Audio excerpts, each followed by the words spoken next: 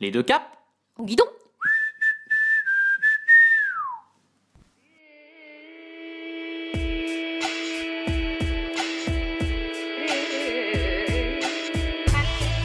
Bienvenue dans ce 18e épisode de Deux Caps en Guidon au cœur de l'Asie du Sud-Est. D'emblée, nous y sommes accueillis par une chaleur écrasante. Tout premier jour en Thaïlande, on est complètement abattu, accablé par la chaleur. 40 degrés à l'ombre. Ouais, au moins. Va falloir qu'on trouve un moyen de se rafraîchir parce qu'on va être en surchaud. Pour se rafraîchir, nous pouvons compter pourtant sur les Thaïs. Songkran est une bataille d'eau géante qui a lieu dans tout le pays.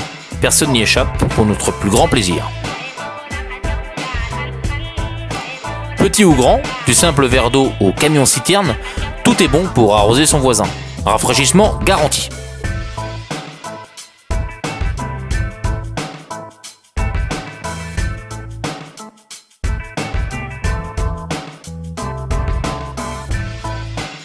En bon voyageur, nous avons aussi exploré les rivières locales. Dans cette fournaise accablante, nous préférons la baignade que le vélo. Mais la menace de crocodile dans ces eaux troubles va vite nous faire sortir du grand bain et nous remettre en selle pour un séchage rapide en programme accéléré.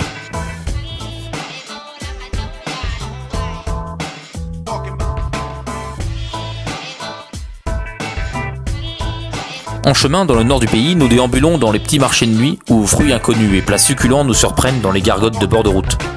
Y grignoter un plat de moustique n'y est pas chose rare, mais nous préférons quand même nous rabattre sur des saveurs plus communes, mais toujours typiquement asiatiques. Petit conseil à tous les voyageurs qui veulent faire du vélo en Asie du Sud-Est au mois d'avril, ne jamais venir en Thaïlande à cette période, juste avant la monson, sinon voilà à quoi vous allez ressembler. Vous voilà prévenu. Pour le reste, nous faisons confiance au peuple thaï pour vous accueillir, comme il se doit, dans leur famille, à l'image de celle-ci, près de Phitsanulok, ou encore celle-là, dans les environs des rizières qui bordent la ville de Phetchabun. Invités, rassasiés, choyés, nous remercions ces femmes et ces hommes de l'autre bout du monde pour leur générosité spontanée.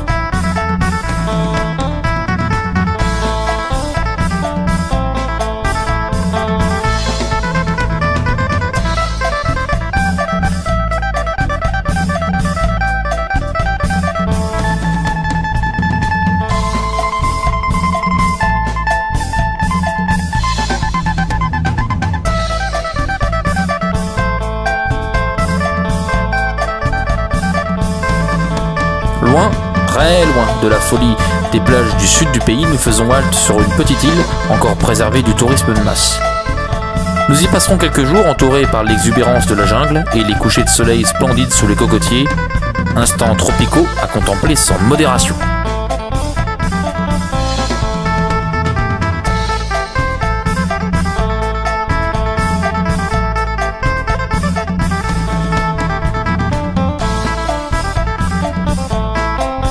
En route pour la découverte d'une autre facette du pays à qui nous devons une fière chandelle. Installé dans le pays depuis des siècles, le bouddhisme et ses temples toujours extrêmement soignés nous abritent et nous accueillent avec beaucoup d'hospitalité, en dépit de notre ignorance totale des us et coutumes dans ces lieux sacrés. Nous y sommes reçus avec respect et nous remercions d'ailleurs les moines pour l'aide précieuse qu'ils nous ont apportée durant ce périple.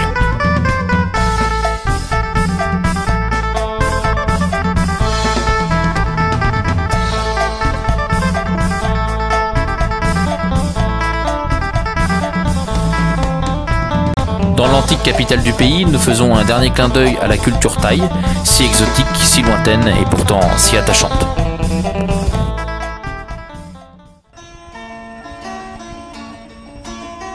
Le décor est toujours aussi asiatique, mais le pays est bien différent. Bienvenue au Cambodge, coincé entre Vietnam et Thaïlande, et qui se remet tant bien que mal d'une histoire que tout le monde connaît. Les moyens ne sont plus les mêmes et nous reprenons vite les réflexes qui étaient les nôtres en Inde. Authentique le Cambodge ? C'est certain. Encore faut-il savoir y voyager en toute simplicité.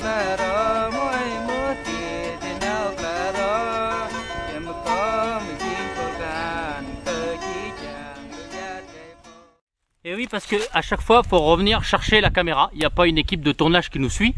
Donc nous sommes nos propres producteurs. C'est du sport, hein. Poursuivis par des nuées de moustiques et par une saison chaude qui n'en finit pas, Nous nous faufilons à travers les champs de manioc et assistons à sa récolte sous un soleil de plomb.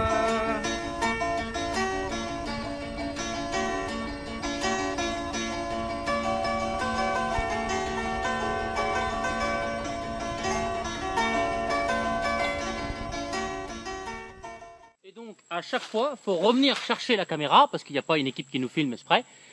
Ça nécessite un petit temps de log, mais bon, on fait rien sans rien.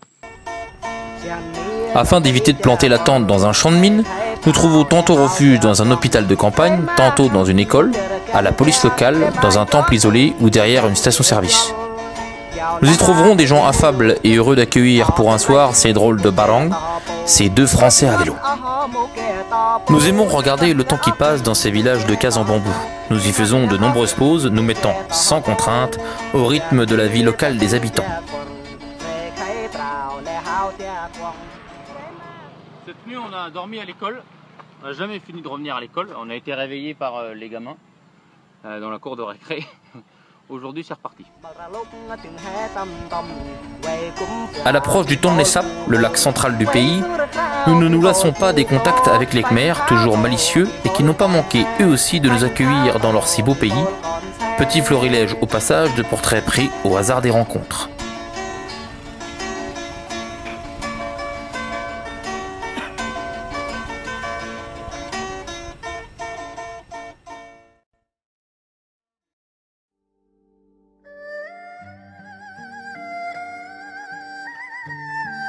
Classé au patrimoine mondial de l'humanité, joyau du peuple khmer, riche d'une si longue histoire, le site d'Angkor est une beauté exceptionnelle et incontournable. On y passerait des heures, on s'y perdrait.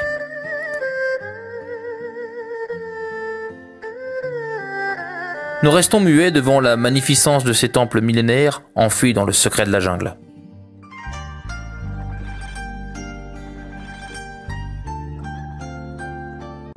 Initialement construit pour la vénération des dieux du panthéon hindouiste, le bouddhisme semble s'y être parfaitement intégré et donne à l'ensemble une atmosphère très spirituelle et d'une grande douceur.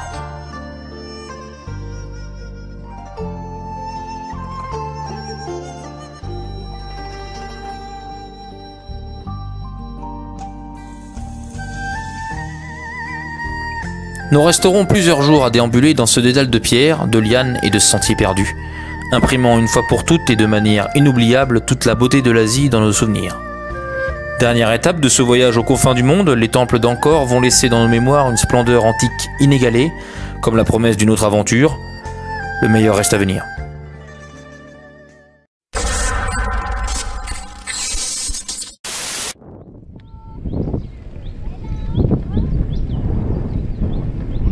Salut!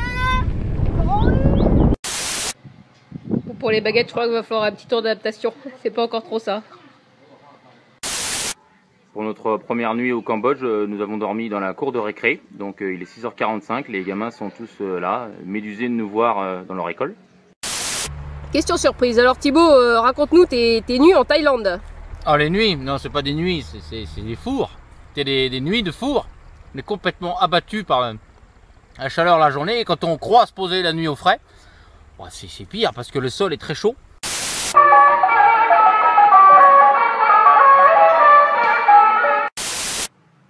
La nuit dernière, on a dormi dans un hôpital. Si, ça c'est un hôpital, un hôpital de campagne, mais c'est un hôpital. En Thaïlande, on fait des pauses un peu spéciales. Ils nous donnent plein d'eau fraîche. C'est la police. Hier soir, on a frappé à la porte d'un petit monastère du centre du pays. On a passé une très bonne nuit. Les moines nous ont installés à côté d'une petite chapelle. Enfin, on croyait que c'était une chapelle. En fait, c'est un crématorium. Je ne sais pas comment il faut le prendre.